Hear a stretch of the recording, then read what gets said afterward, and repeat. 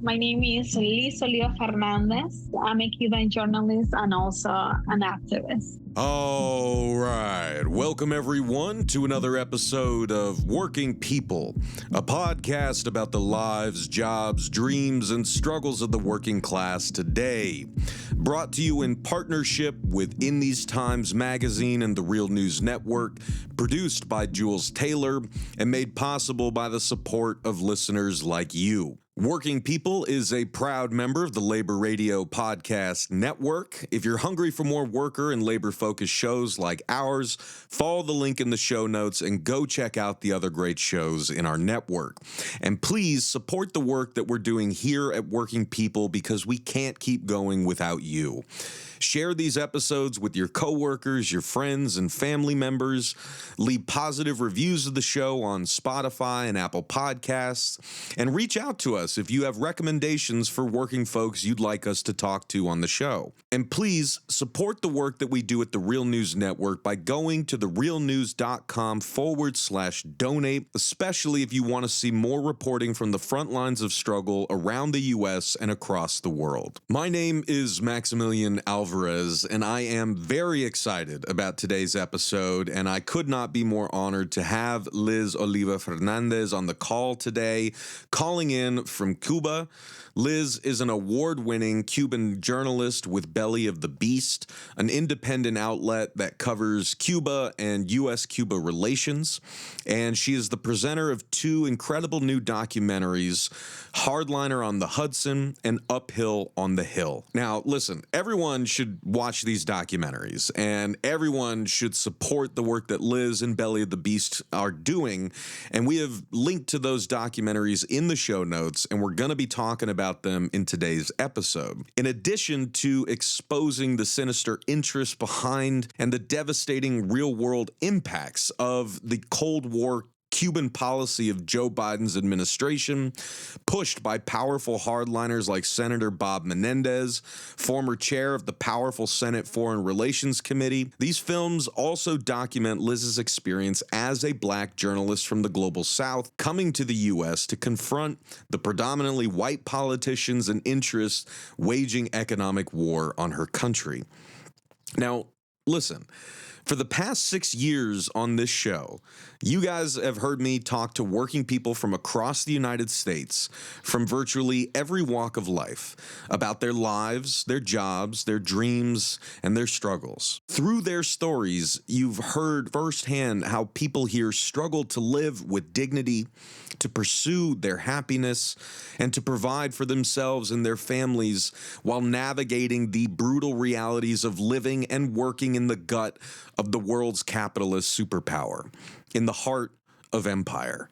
But today, we're going to talk about what it's like to live and work in a country that has been designated a political enemy of U.S. empire, a country that sits only 90 miles away from the U.S., a country where people like you and me live and grow and dream, where people fall in love and fall out of love, where people have birthdays and play sports.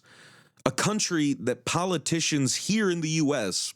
have resolved to strangle into oblivion for the past 60 years.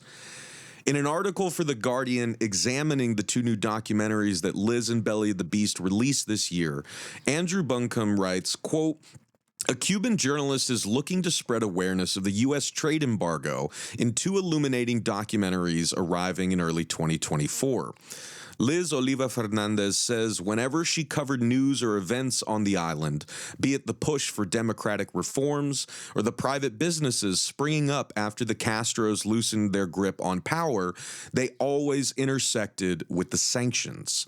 Oliva Fernández, who traveled to the U.S. to promote the film she co-created, says the sanctions, quote, have a huge impact.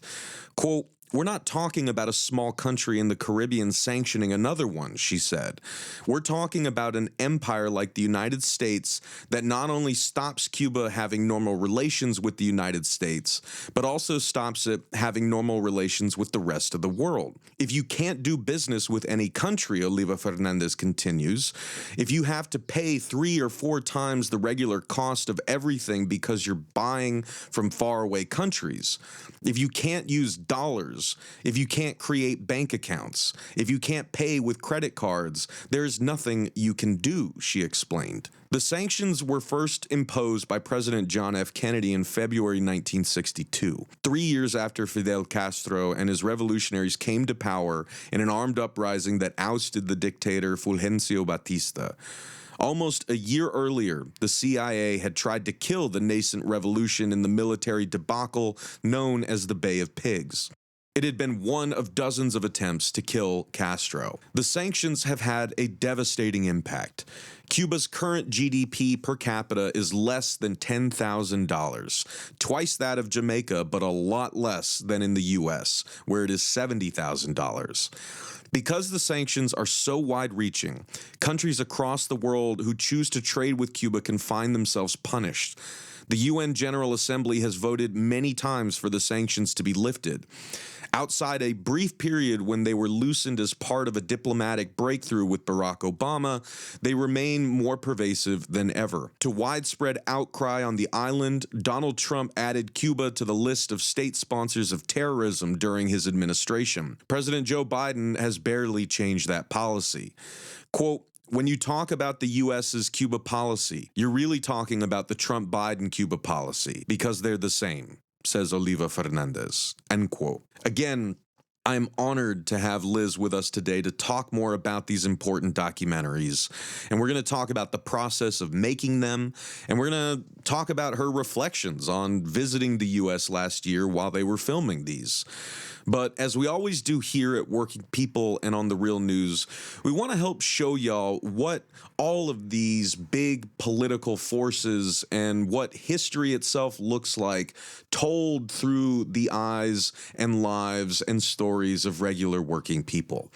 And so, Liz, with all of that up front and knowing all the kind of, things we want to talk about regarding the documentaries, I wanted to ask if we could start a lot further back and talk a little more about you and how you grew up in the very conditions that you are now reporting on as an adult. I wanted to ask, for many people who are listening to this, you may be the first, Cuban that they heard from, at this length. I just wanted to ask if you could tell us a little bit more about yourself, where you grew up, what it was like growing up, and let's walk our way along that path that took you to becoming a journalist, making documentaries, in the 2020s. But let's go back to the start. Yeah, well, I grew up in a really small town outside of the city of Havana called Managua. I have to say that I had one of the most wonderful childhood. I was really happy. And this is something that a lot of tourists and foreigners are asking, they're wondering, how is possible that with so many scarcities in Cuba, children are so happy? And I think it's because when you are a child, at least that's my experience, you're not thinking about that, as an adult, okay, I need to figure out what is going on. I need to put a plate on the table. I need to put food on the table. We are not thinking about that stuff. We just being kids and having fun and running in the neighborhood with other kids our age and playing, going to school, learning how to play an instrument, because we have a particular thing. When I was growing up, there is something called Casas de la Cultura. It's like a cultural houses. And they have they're being in all communities, all kind of communities. And you can go there and learn how to play an instrument, how to sing, how to paint, like a painting, whatever you want. They're free and they're open to all the public children, but also although they want to improve their ability or be more close to arts. So I don't know, playing games as Kikirilata. They're so basic and so simple. We just need a can and we just crush the can and just play with the can, ping pong, and everything. We don't need so much, and we are like terribly happy, and we embrace. We are not worried about we are eating for lunch egg, or we have chickens or rice.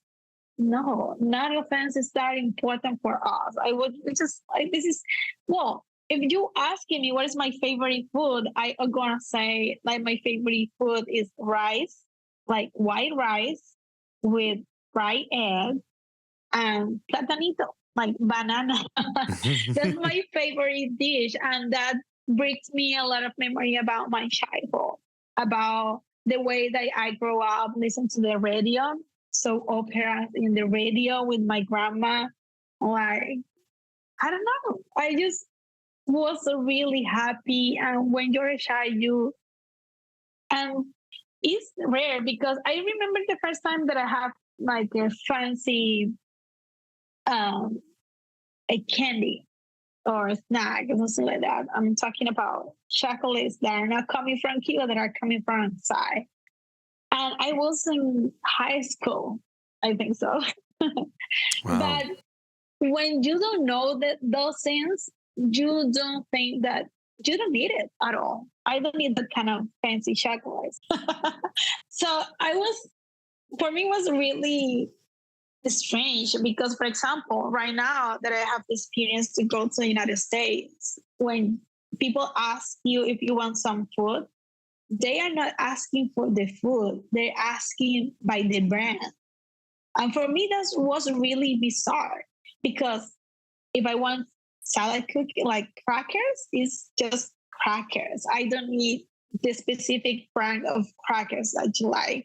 And maybe that's the kind of things that you are used to do. But for me, I just want crackers, basic salad crackers or cookies or whatever. But I'm not thinking in brands because I live in a bubble. Cuba is a bubble when we don't have all that kind of brands of stuff. We just have cookies and you eat the cookies that are able to you to buy in the neighborhood, the supermarket, or whatever. But we are not thinking about brands. When we think about drinking a soda, we are not thinking in Coca-Cola or Pepsi or Fanta or Sprite, 7-Up.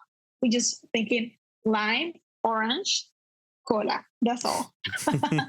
So it's quite different. And I don't know, maybe I can't explain why, because of course, in the most times passing and you're getting older, you realize certain things that you weren't able to have in presence in your childhood.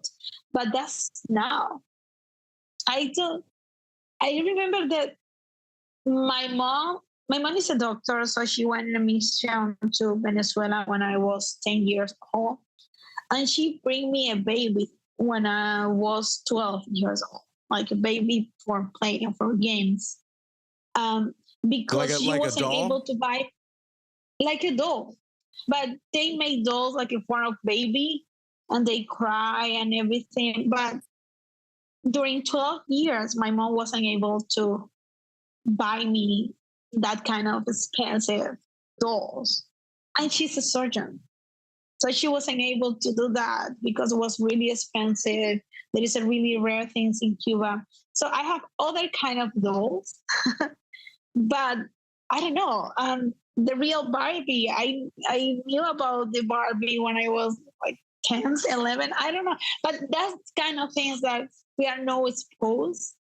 Also, I think that the world was different because we are not posting of social media or internet and bombing you with buy this thing, buy the other thing. You can't live without this.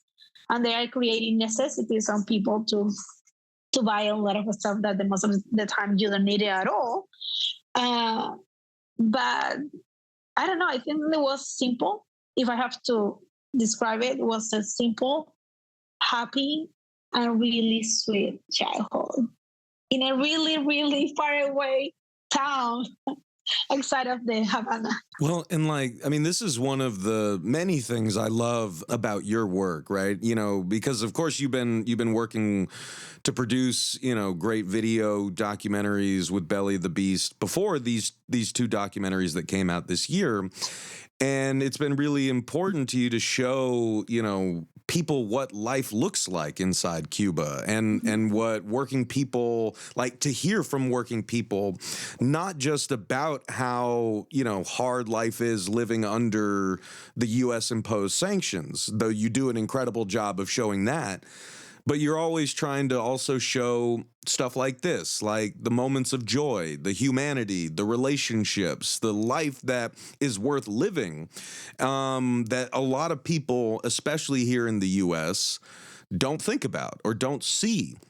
You know, and so that's why I think it's so important for folks to hear what you're saying, and I hope you'll forgive me for asking a little more about it, because I wanted to just No.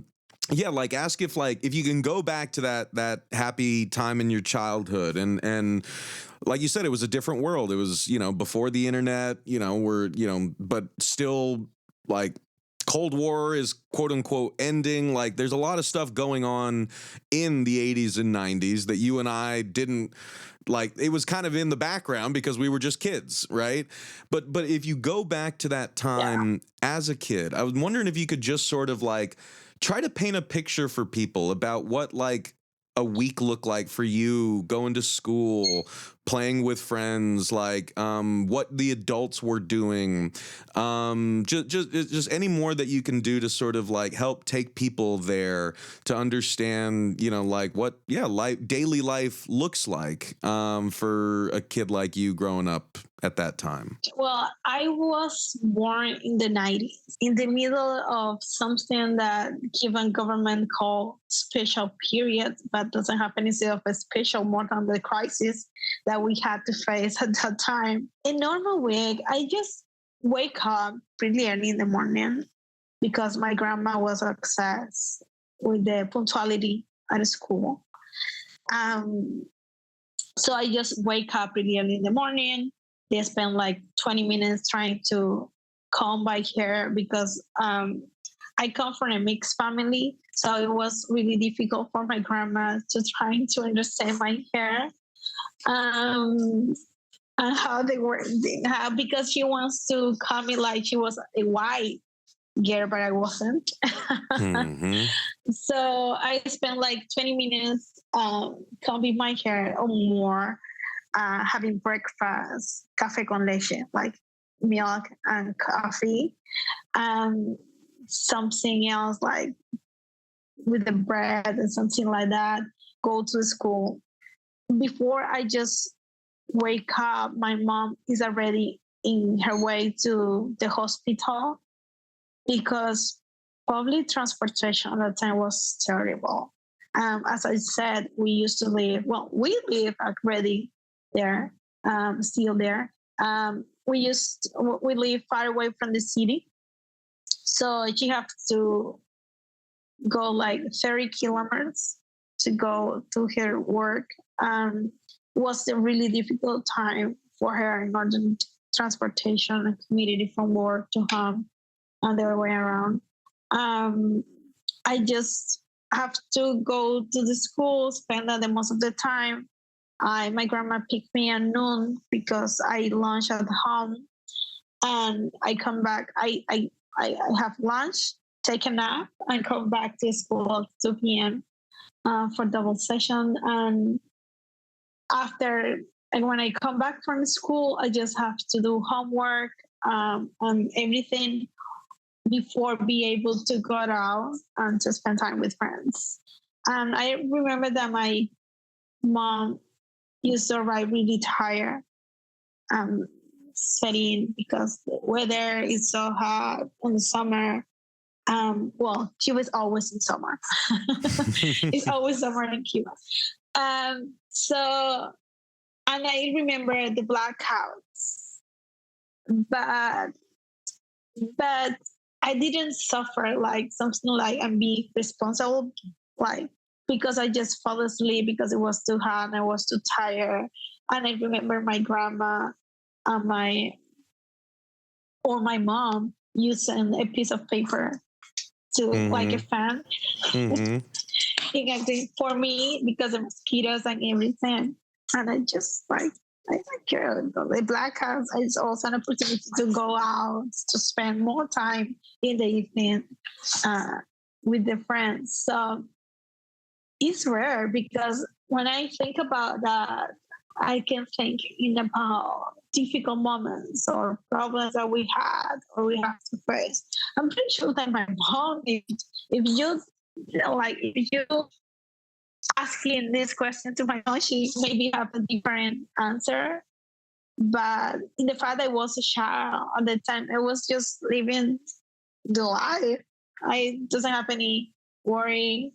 I remember that sometimes I have go to Casa de la Culturas in the afternoon and I have like dance classes or singing classes or something like that, and I just spend time there. Well, I mean, I love hearing about this though, because it reminds me of a conversation I had with Ana Jakopic, who's a Slovenian labor organizer today.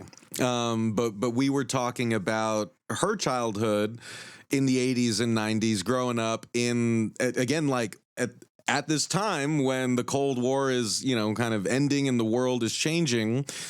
She's still a kid, and she was talking about what it was like. What she said was very similar to what you said, was like, I didn't know. I was just trying to live my life and have friends and go to school, and it's just, I don't know. There's something both really beautiful about that. It reminds us that life is life wherever you are in the world. And that's a beautiful, sacred thing. And childhood can look, like childhood in such different contexts, because kids just want to play and have fun and explore.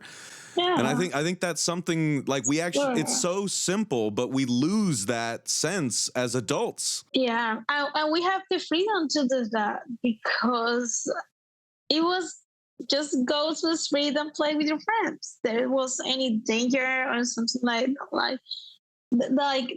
even when the situation in the country was tense, you can feel that on the streets with the people. Of course, a lot of people was struggling with the crisis, with food, medicine, but still there, like, you can be happy. And because I remember also that the most important thing at the time was bikes. Everybody was riding a bike because public transportation was so bad that people had to bike for miles away in order to go to the point A to point B.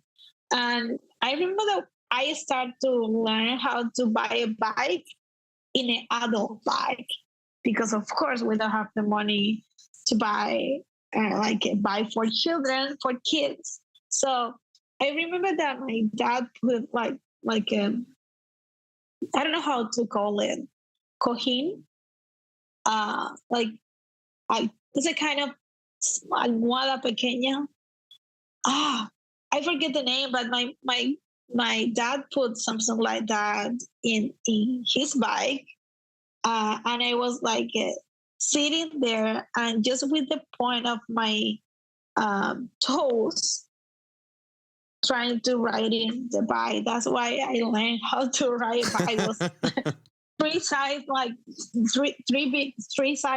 my size at that moment. And it was funny. It was funny. I wasn't riding a bike worry about, okay, I need to ride a bike because this is the only transportation that we have. No, I was riding a bike for fun. And I know for folks who are listening to this, who maybe have grown up, with all the propaganda about Cuba here in the U.S., they're maybe wondering like, oh, well, when you went to school, were you just learning about communism and how bad America is? And like, was it just blasting from loudspeakers in the streets, or were you guys learning about other basic things and talking about baseball. Like, again, it's a very basic question, but I'm just asking, like, because you know how some people think about this stuff. Like, and I just wanted to ask, like, how big of, like, tell us a little more about the culture, I guess is what I would say, like, that you remember for people who are there thinking that, like, you grew up in, like, a Soviet, like, other world. Well, we received a lot of information about imperialism and Yankees and U.S. government being the enemy. But it's interesting because they always talk about U.S. government imperialism. They don't talk about people. They talk about government structures. They talk about sanctions. They talk about missile crisis that we call it October crisis. We talk about sovereignty. We talk about how they can respect the way that we choose to live. They talk about, I remember some books that talk about militias. I don't know how to translate that in English, but it's a way that civilians come to arms and defend themselves from the enemy. Militia, yeah, thank you. They talk about, of course, the whole story of the revolution and the conquerors and why it was so important to defend that conquer, because that make us allow us to be our own, be like the owners of our destiny. They talk about self-defense. Yeah, of course, we received a lot of information about that history in history classes, and also what is the name of this class? It was like something educación cívica, like civic education. Mm-hmm. But we also learn a lot of stuff that doesn't have anything to do with confrontation, war, or U.S.-Cuba relationship or U.S. policy on Cuba. We learn about history, war history. We learn about arts. We learn about sports. We learn about sexual education. We learn about STAs. How can you do? I don't know the acronyms in English. Sexually STIs. Oh. Sexually STIs, transmitted. Thank you. Yeah, STIs. We'll learn about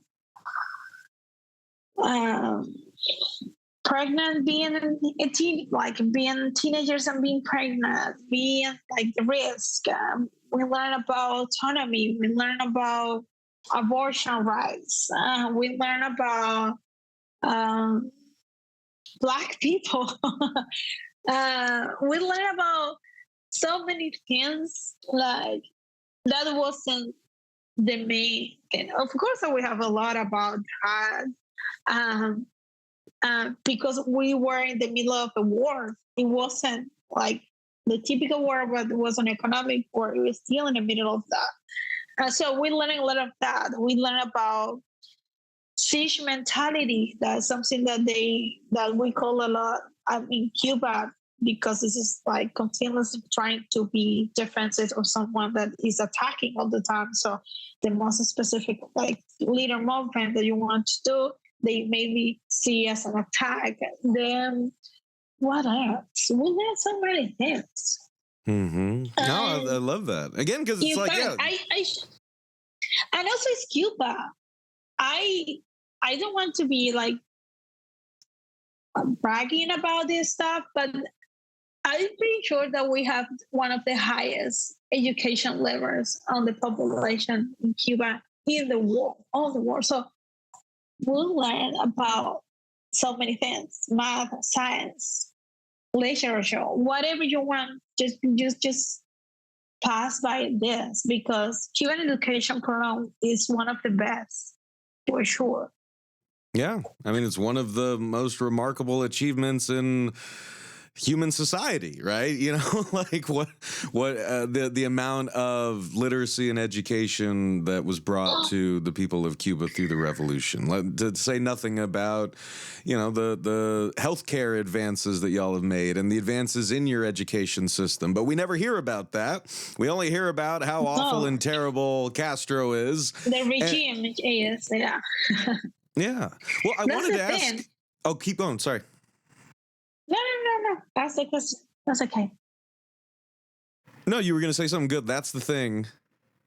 Yeah, it's like, for me, it's ridiculous how people know, if they know the United States about Cuba, all the negative things that we have. But there is no one single journalist, the mainstream media in the US, that trying to tell positive stories about Cuba. Maybe it's a question for them, for reporters in US, because it's not only Cuba, it's also Mexico, Colombia, Salvador, Honduras, Haiti.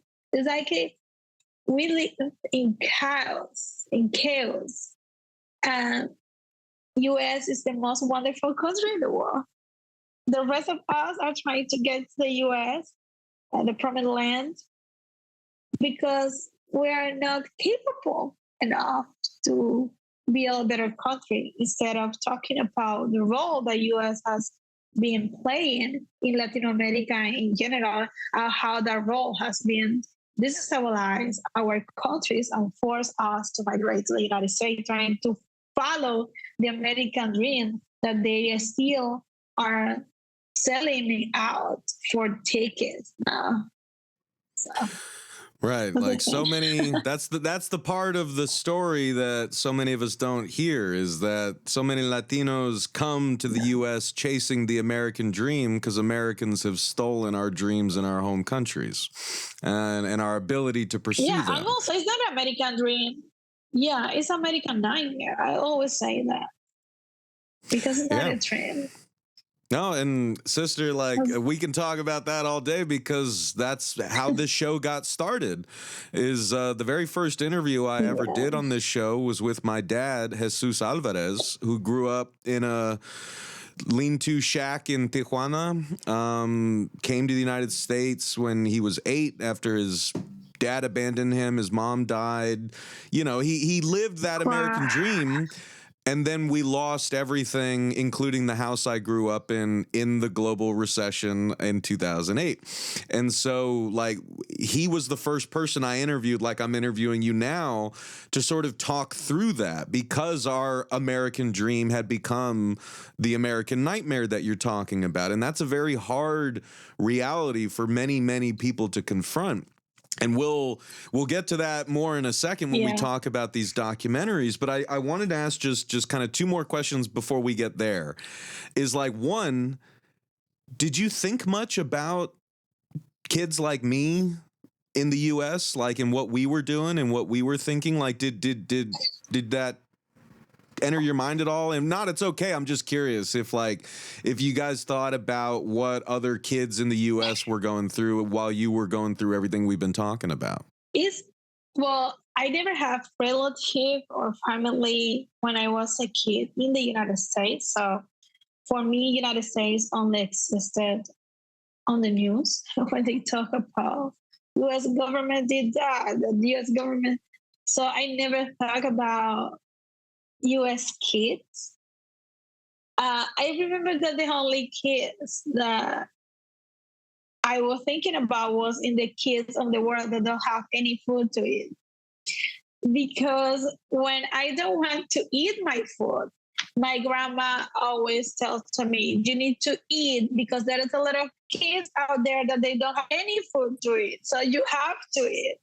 And it was like, I feeling guilty because I have this food, this plate on the table, and there's a lot of kids that doesn't have nothing. So, but that kid doesn't have any citizenship. when my grandma was talking about them, it was like kids out there that doesn't have any food to eat. But yeah, right now I can't think about specifically in other cases. It's just my world was my neighborhood, my block, my school. It sounds like simple, but that's the way it is. I was thinking in a world bigger than that. No, I mean, again, I think it's beautiful because my parents pulled the same thing on us. if we didn't eat, it was like, you guys should be thinking about the kids around the world who don't get this, so you're gonna sit at the table and finish it. Exactly. So there's something beautiful about that. We didn't know the other existed, but our parents were telling us the same things in such radically different countries. And again, I think that's one of the common themes of this show, and one of the common themes you guys are going to hear about throughout this episode is that when it comes to working people, we are not as different as we are like made to feel. We have so much in common, and all the things we don't have in common, we have so much to learn from each other and so much to experience together. And it really is more about the kind of structures of power and domination that are fucking all of us over across the world that we need to be focusing on. God, I could talk to you about this for days, but I know we gotta, I want to get us to the documentaries and to like going from there to how you became a journalist. Like, I wanted to ask, was that something you always wanted to do? And how was that tied to you developing your consciousness about the United States and Cuba, and so how were those two paths kind of connected? Like, I never have been thinking about this, but I suppose that because when I was a child, I wanted to be a prosecutor, and people was really, what? These kids want to be a prosecutor?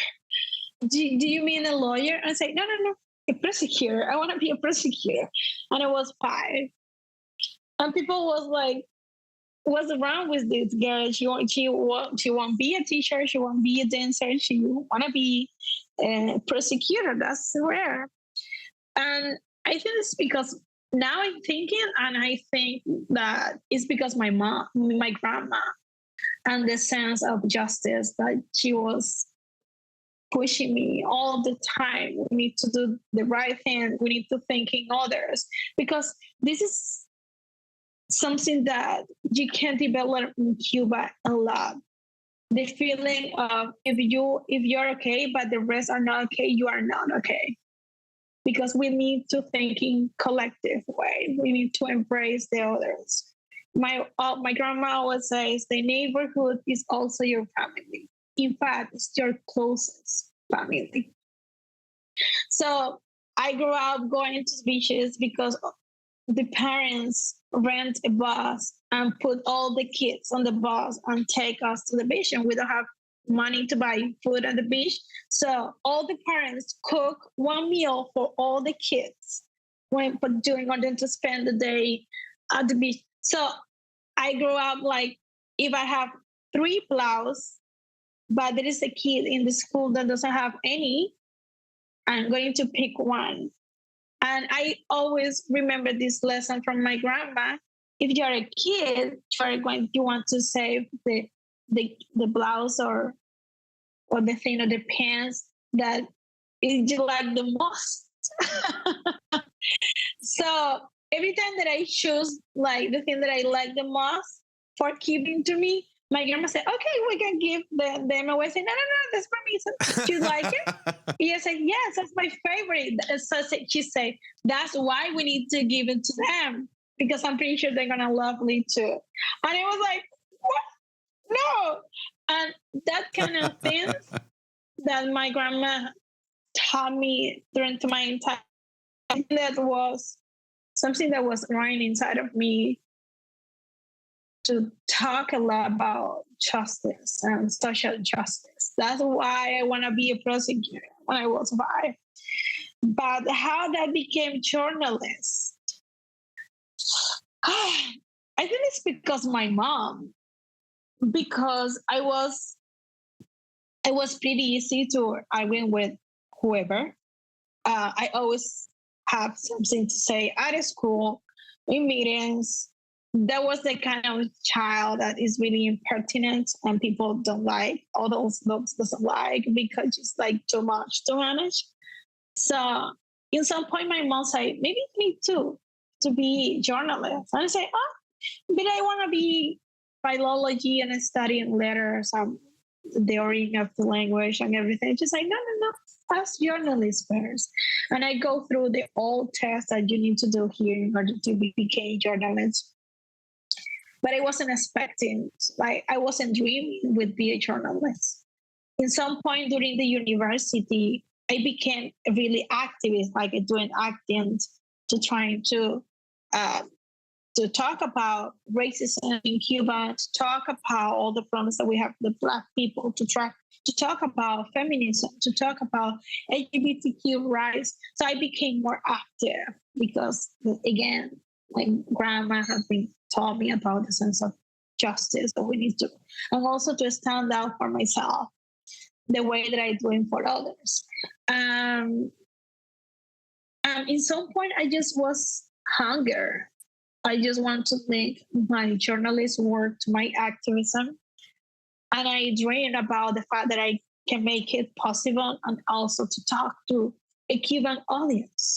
So how that ends to working for the US media outlet, talking to a US audience, I have to say that the job choose me. I don't choose the word job.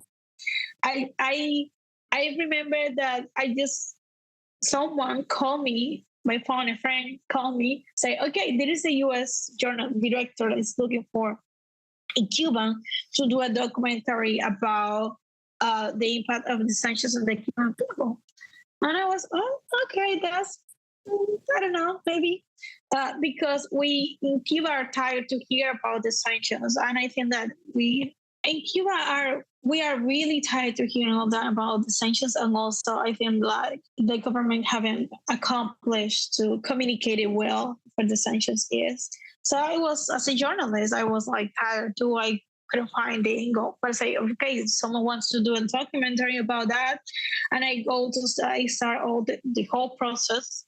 And at the end, they select me. They choose me, and we start to do the documentary. It was, I remember, only a 3 months job. Okay, I am doing this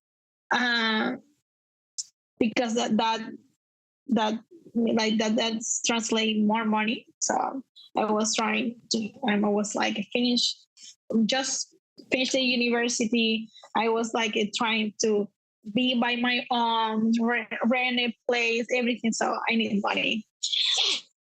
So I was happy to do it, but the most I was learning about the sanctions on the part of the Cuban people, the most I just discovered, the most my eyes was open to what? I didn't know that. How is possible that I didn't know that? That's my whole process inside of Belly of the Beast. The most we dig in, the most I learn, the most angry, the most I realize the most that I need to pay attention to that before to pay attention to the rest, because there is not enough people paying attention to this. There is not. Because when we talk between Cubans about the problems and the issues that we have in Cuba, and then we need to find a solution, everybody will disagree with. But when we talk about the sanctions, people don't understand how big and crushing the sanctions are. So that's why I for a while, I hope so that I can put the most efforts that I can to talk about this topic, because this is something that is outside of Cuba. We don't have any agency with the sanctions. That doesn't depend of the work of the activists that we are doing inside of Cuba. That depends of a foreign country. As I said in the interview with The Guardian, it's not a small country in the Caribbean. It's an empire. It's one of the most powerful countries in the world. It's the United States. So I realized that I need to pay attention to that. I need to do journalist work about that. I need to show to the people and visibilize the working class people that has been suffering the most the impact of the sanctions during these 60 years and more, because the sanctions affect all of Cubans, if you are in Cuba or outside of Cuba, but affect you more or less depending on your race, your gender, your geographical situation, if you live in a city or a rural area, depending on uh, your family is in Cuba or live outside of Cuba, if you're black or white, if you're mixed race. So all these things, the sanctions is like going through our whole life and doing more harm or less depending on the level of vulnerability that we have. So Well, every I Well, I just wanted to ask about that because, and like I said at the beginning on this show, like I interview workers largely from the U.S. and Canada, but increasingly around the world, and we have conversations like this, but we talk about their lives, but then we talk about their jobs and trying to make a living as a working adult. And I don't know, we should definitely team up and do more of those with folks in Cuba so people listening to this can hear more about that. But I guess I just wanted to ask you, like, if we were to do that now, like interview a bunch of working people in Cuba, like I just wanted to ask if you could impress upon them how much the sanctions impact their lives as working people trying to get by. I depends. I think it depends because, for example, if you talk with a doctor or a science, maybe that someone who needs prosthetic legs, it's gonna be easier for them to talk about the sanctions and how affect their life of their work. But I think that the most of the normal people in Cuba don't understand how the sanctions affect them, because this is not something you have to understand that it's not a sanctions against you and the Alvarez family. It's a sanctions against a country. And when they talk about this, they always say this just only affects the government. This only affects the government. That the rest is a lie of the Cuban government. Well, that is not only affecting to the government. If you talk with a private entrepreneur, they're going to tell you different. But if there is that the sanctions only affecting to the government, people doesn't know that the majority of the people, the population in this country works for the government. And the majority of people who works for the government, the most of them are black. So impactfully, directly to the black people. But this is like kind of equation that is doing that math, because it's true. It's certainly true. Also, it's impacting the sectors impacted the most by the sanctions: healthcare, social security, and biotechnology. All that sector, the majority women. So imagine be the head of the family. So you have to face all the things, the scarcity and the things in your work. So you have to be resilient, trying to recreate and reimagine all the kind of things or solutions that you are inventing to trying to solve your problem, because you have patients, you need medicine. So imagine all the energy that requires that, and then go home and to try to do the same, trying to be resilient and reinvented what kind of food you are bringing to the table. What kind of, the children are growing up, I need to buy clothes, but I don't have how to buy it because it's all the stress, all the time, all the mentality, the mental thinking that people have been to But this is not something simple. And I know now because I understand better the sanctions, but I didn't know 4 years ago. So for me, it was okay. My mom is a doctor. I know about the impact of the sanctions of healthcare, but I didn't know about the rest. I didn't know how the sanctions affect me or my friends. Or now it's not just the sanctions, it's being on the list of state sponsor of terrorism. How could that affect my possibility to go out to the country or to need a visa to go around, or asking me or going through different inspections because I'm Cuban, so I'm coming from a country who supposedly sponsored terrorism. And on the top of that, I'm Black, so I'm danger. So there is a lot of things that people are not considering itself.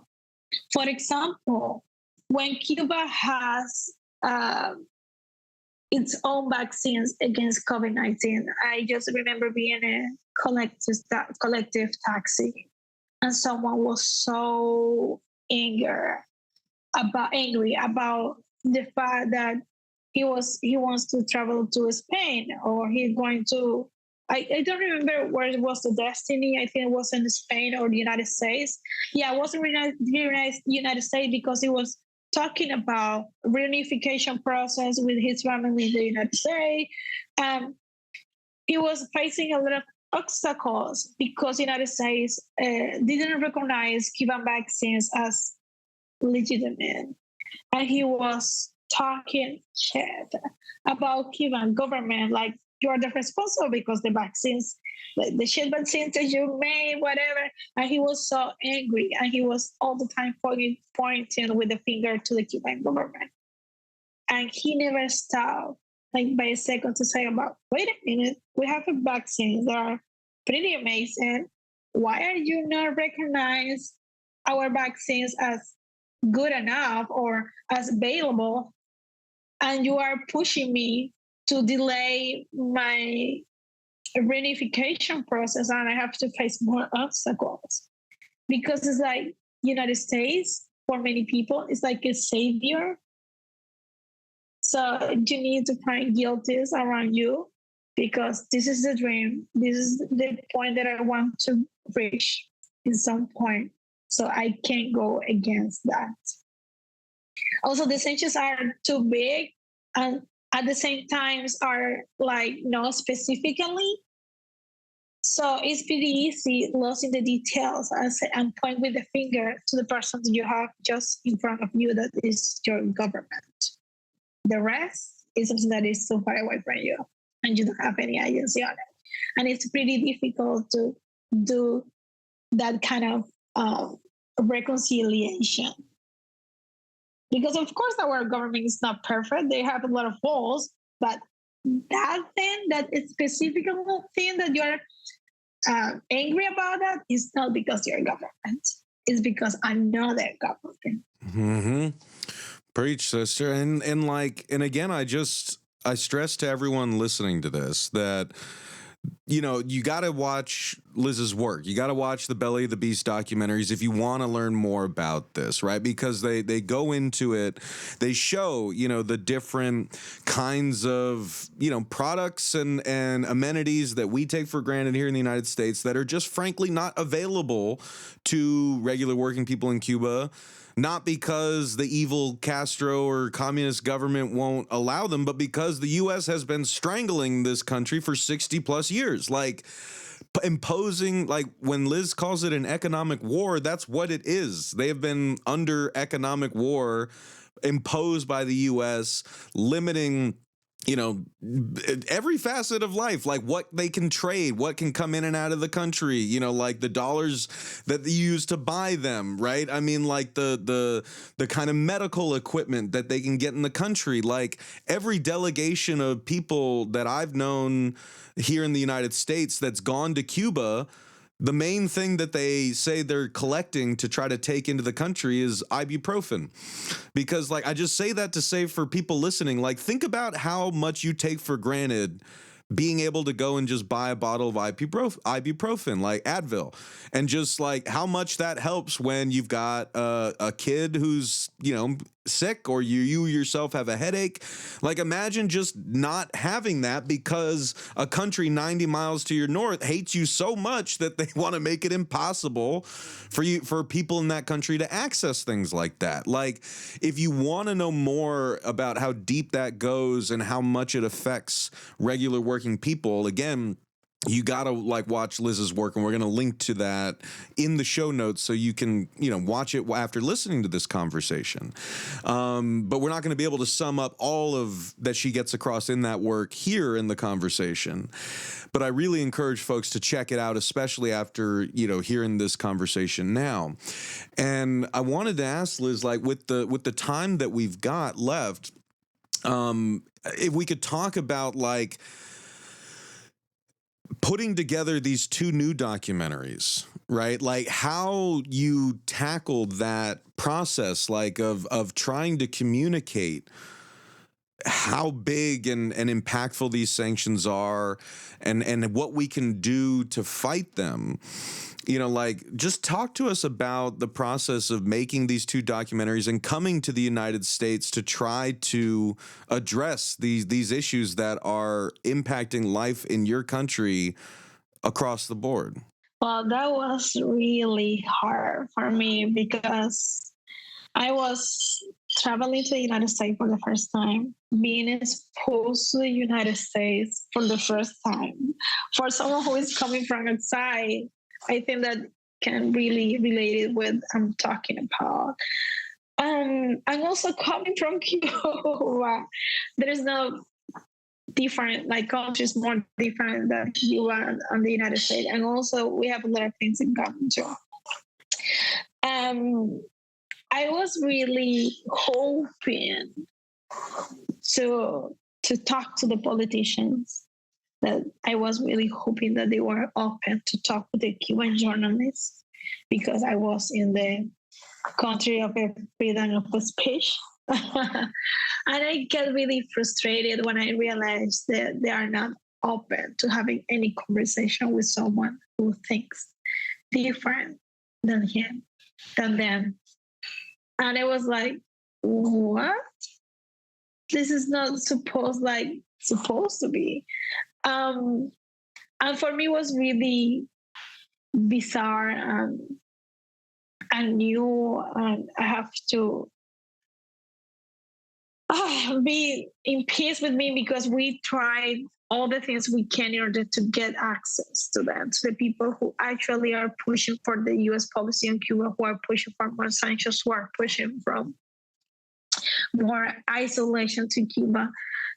Because I have so many questions to ask them that I feel so relieved when our director of photography, Ju-Hyun, say, okay, I grew up in this city, in DC. So I know the people. Let's talk to them. Let's try to think what they think about Cuba, what they think about U.S. policy on Cuba. And I feel so relieved when I talk to people from DC. I didn't know that DC was a black city, to talk about my country, because the answers that I found then, and also the empathy that I found with them, it wasn't something that I just feel on Congress or in the State Department or places like that. And that makes me feel that there is a hope. It's also a confirmation that the United States is not his government, that there is a lot of United States inside of the United States. And there is a lot of people that feels empathy, not just for Cuba, but also in Latin America in general, and for the war. And there is a lot of people in the United States that feel shame when they know about U.S. foreign policy around the world. And on the top of that, in the global south. And they want to do it better. And maybe they have the possibility to leave the country to start a life in a new country, but they should stay there because they actually believe that they can make a change. Because in fact, I believe that there is a change in the United States. There is going to be a change in the world, and the way that we related with each other. I want to ask you a little more about that, because again, these two new documentaries, which we talked about at the top, and folks can watch by following the links in the show notes. The first, which really kind of tracks, Senator Bob Menendez from New Jersey and his role in, maintaining and worsening, the U.S. policy towards Cuba for many years, amidst all of his many corruption scandals. It's a really important documentary that I would encourage folks to watch. But even in that documentary, Liz has a great moment where, again, you're seeing her and her crew struggle to get Menendez to talk to them, let alone address, these issues. And of course, Menendez never does. But then there's a beautiful moment where Liz goes to Menendez's constituents and goes walking around talking to people about what they think about the Cuba policy, and like how even, Cuban expats are not for the sanctions, even if they are anti-Castro. They say we know that these sanctions hurt our people, not the government, so we should stop doing them. And yet the senator who's representing us is like not listening to us and going full bore into increasing sanctions and keeping Cuba on the state sponsors of terrorism list. And then you have another moment like that, which is incredibly beautiful. Frankly, it was the moment that impacted me the most in the other documentary as well. The moment you're talking about, where you're trying to get politicians in D.C. to talk to you and talk openly about U.S.-Cuba policy, and they don't. Save maybe one or two folks who do. But then you go to the constituents, you go to the working people, you go to black people on the streets in D.C. and talk to them, and you see just how vast the disconnect is between regular people and the ways that we talk and think and feel about Cuba, and the people in power and the ways they talk and think and feel about Cuba. I wanted to ask you if you could talk about that a little more, because I could sense, even though it was a beautiful thing to experience and see, that we're not all terrible. We're not all against you and your country. And like, in fact, we don't want this economic war on our fellow working people in Cuba.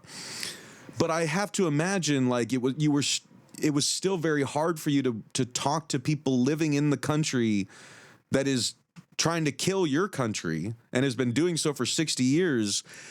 And still a lot of people don't know about it or don't think about it a lot. Was that tough to grapple with? I don't think, like, for me, it's about difference. I get that people have different experience about different topics and different issues on the plate, and also experience about that. Because, for example, if I talk with a Cuban American, I want to listen his experience or her experience about Cuba or with Cuba. And secondly, I want to understand his position and why they think in that way specifically. But we can make it if you talk to me about or whatever. But the most difficult thing for me is when someone that doesn't have any experience in Cuba at all, that never put a foot in Cuba, that doesn't know Cuba or is the Cuban people, and they call themselves Cuba, that they want the best things for Cuba, but they never been here. And they talk to me with so angry, so a lot of resentment about Cuba, whatever, with a lot of angry and hate. And how it's possible that you want the best for us? How the sanctions is helping to get the best? So that doesn't have any sense for me. So that's the moment that I struggle with the most. But with different experience, with different perspective, I can get it.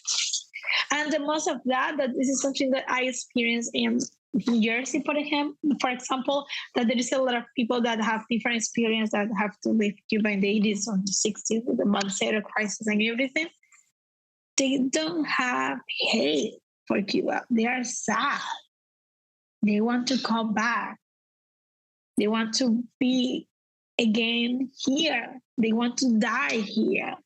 But they don't do it because they promise to their relative, family, father, everything, that they never put it back in Cuba until the regime fell. And I get it.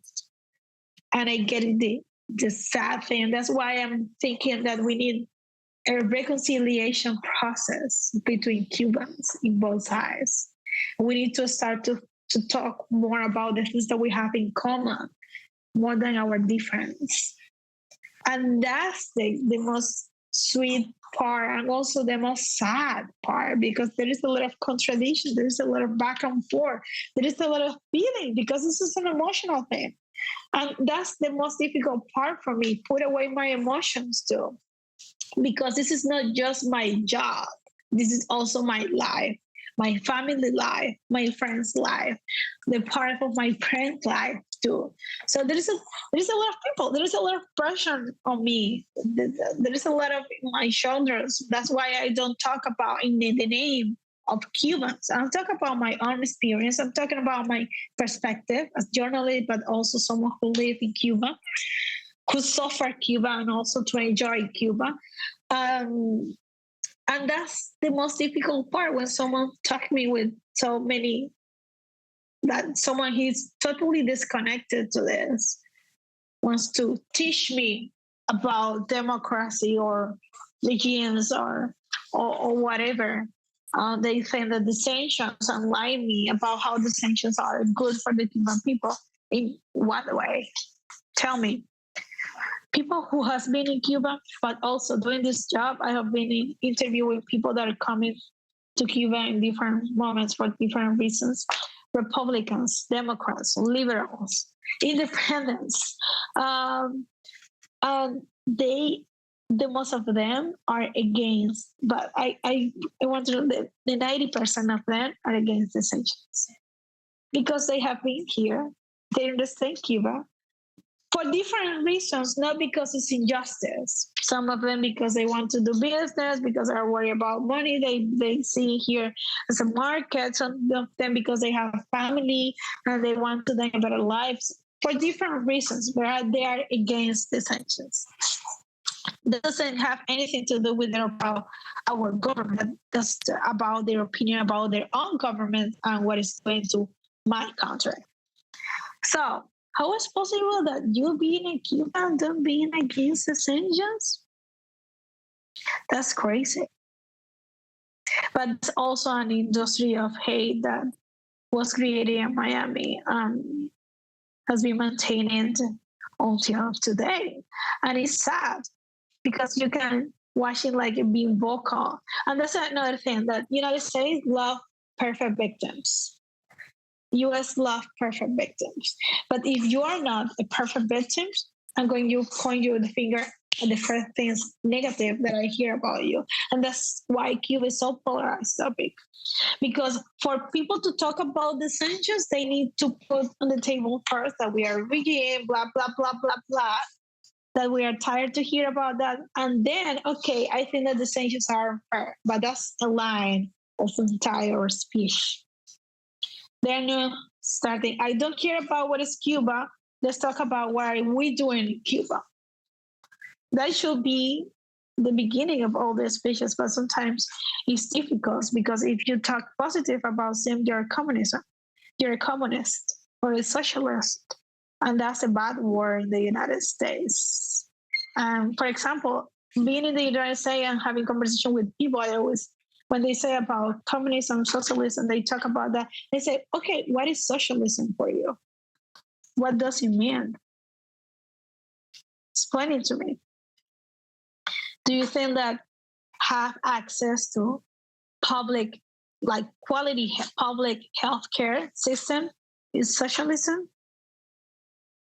Yeah, some of them say, yeah, that's socialism. And I say, but do you know that U.S. congressperson or U.S. Congress people, only if they serve one period in Congress, they have access to free public and the quality healthcare system. Say no. Well, now you know that U.S. government and U.S. Congress are enjoying part of its socialism too, but you don't.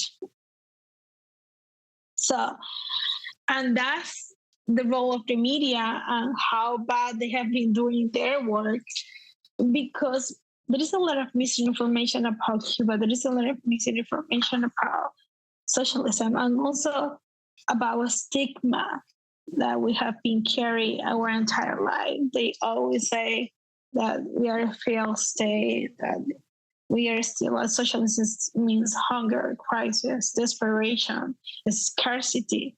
But if socialism or the kind of system that we are trying to build here is all of that, what is the point of the sanctions? We don't need it. We are going to follow our own way. We don't need help. So what is the point of the sanctions? What is the point of the persecution? What is the point of the isolation? What is the point of all of that? You know, it's funny because there's a very capitalist mentality that I hear interviewing workers around the country who are trying to unionize. And say, like, you know, when I'm interviewing black workers in Alabama who are trying to unionize at Amazon, and, you know, they are trying to organize so that they can improve their lives and improve their wages and all that stuff. And so Amazon will hire these outside consultants to come in and tell the workers why a union is bad for them and they should not vote for one. And what they'll always say is they'll say, like, look, you guys don't want a union because the union could come in here and they could get you a contract where you're earning less than you're making now. And so workers will say, like, well, if that's the case, then why don't you just let them come in? Because you would benefit. Like, you know, it's kind of like you're saying, it's like they keep saying it like they're trying to benefit the workers and save them from how much the union's going to hurt them. But it's really just scare tactics to try to get people to believe lies. And like you said, if socialism is this bad, then just let us do it. If a union's this bad, then just let us have one, because then you'll have to pay us less. So clearly there's someone's lying about something, you know? And I wanted to just kind of turn that into a final question, because I've had such an incredible time talking to you, but I want to be, I've kept you longer than I said I would, and I know I've got to let you go. But it just, I wanted to kind of zoom out and ask, like, if you had final words for working people here in the United States, because in so many ways, I am the kind of person you're talking about. I grew up as a first generation Mexican American. I grew up very conservative. I was a American capitalist. Like, that was our family. We thought that socialism was bad, that capitalism was good, that America was the greatest country on earth, and that if we worked hard, we could make a good life for ourselves and our family. And when I was a kid, one of the things that, you know, pop culture and adults would say, you know, to try to justify that is they'd say, well, here in America, you have all this consumer choice. You can go to the grocery store and you have a million different brands that you can choose from, right? And in Cuba, they have bread lines and they don't have any brands to choose from. And so that's why we're good and they're bad. And now I'm living in 2024 in Baltimore, and I go to the CVS down the street and the shelves are empty and the medicine's, like, you know, barely there. And, like, all the brands are owned by the three same companies, and people who maybe once believed that they could work hard and make a good life for themselves have kind of given up on that dream after 20 years of the United States, like, making life harder and more impossible for working people, while a few billionaires get richer all of our tax dollars go to war, like cost of living goes up. So it feels like all the things that we were told about capitalism when I was a kid, and all the ways that people used Cuba and countries like Cuba as examples for why socialism was bad. It's like, well, now most of us are just living in the world that capitalists were describing in the 90s, but when they were talking about Cuba. And like, I guess I just wanted to ask if you like, I hear this in the conversations that I have with people every week. People who tell me, I used to love this country, and then after the government deregulated the railroads and the railroads are making more billions than they ever have, one of them, derailed in my backyard and blew up and poisoned me and my family, and now we're fucked. It's like more working people in this country are getting pushed into the bottom of society, and the capitalist society we grew up believing in is crushing us. So I wanted to ask if you saw much of that, or like what your impressions were of that when you came here, and what messages you would have for working people in the United States who are living through that right now. It's difficult because I'm pretty sure that, as I said, the war has changed. The war has changed also for the United States. I don't say that you have you have capitalism system that was pretty bad because are focusing the people instead of the capital. But that's not the case that I just witnessed in the United States. Because if you say because you have more freedom, because you have more brands to choose, you really have more freedoms to choose, or you have to choose the brand that you can pay for? Because that's the thing. It's not that you have many options, all healthy, for example, for food, and you can choose whatever you want, the one that you like the most. It's not like that. It's like the one that you can pay, the one that you can allow to buy. And that's different. But if this is the kind of capitalism or the system or the freedom that you want and you got it, I'm happy for you. But in my case, that's not the thing that I want for me or for my country or for my people, because I understand that that's not actually freedom. That's not actually the thing that I worry the most.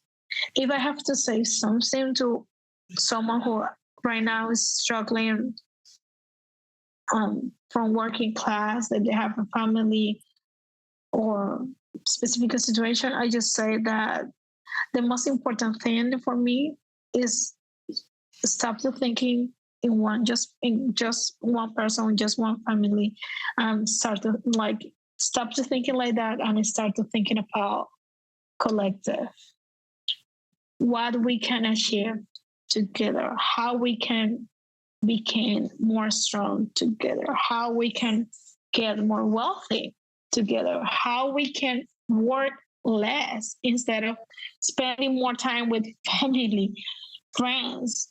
That's the kind of life that I want. That's not the kind of life that I got right now, but that's the kind of life that I want to achieve. Like in a way that in a life that we can all live together, being okay together, and also start to focus on how be mentally more healthy, but also physically, and having time for do my own thing, but also to spend time with family, friends, partners. To dedicate time to your children instead of they spend the most of the time just with the face in front of their phones. So it's a different thing, and this is something that you can achieve alone. And that's difficult because in a society like United States, individuals are getting has the most of the focus. Like if you're always thinking in yourself, your family, that your family is also your wife or your husband or your partner and your children. That's all. Forget about the old generations that coming from before you. That's something quite different from us in Cuba and also in Latin America families, our cousins, our family too. And we are trying to get as close as them as possible because we are thinking in a collective. In some way, if there is something that keep us alive until today, is that we think like a family, like a group of people that is not just linked by blood, that we're linked by empathy, by experience that we have been going through together. And that's the most important thing for survivors, in my opinion. All right, gang, that's going to wrap things up for us this week. I want to thank our amazing guest, Liz Oliva Fernández, for taking the time to have that incredible conversation with me. And I want to thank Liz and the whole Belly of the Beast crew for the important work that they're doing. And as always, I want to thank you all for listening, and I want to thank you for caring. And I want to encourage y'all one more time to go check out Liz's 2 new documentaries, Hardliner on the Hudson and Uphill on the Hill, which you can watch on YouTube using the links that we provided in the show notes. You can also find all of Liz and Belly of the Beast's work at bellyofthebeastcuba.com. And you can also donate and support their work there, which you definitely should do, because these stories need to be told. And Liz and the whole crew are working their butts off to tell them the right way, and they need our support. We'll see y'all back here next week for another episode of Working People. And if you can't wait that long, then go subscribe to our Patreon and check out the awesome bonus episodes that we've got there for our patrons. And go explore all the great work that we're doing at the Real News Network, where we do grassroots journalism that lifts up the voices and stories from the front lines of struggle. Sign up for the Real News newsletter so you never miss a story, and help us do more work like this by going to therealnews.com/donate and becoming a supporter today. It really makes a difference. I'm Maximilian Alvarez. Take care of yourselves. Take care of each other. Solidarity forever.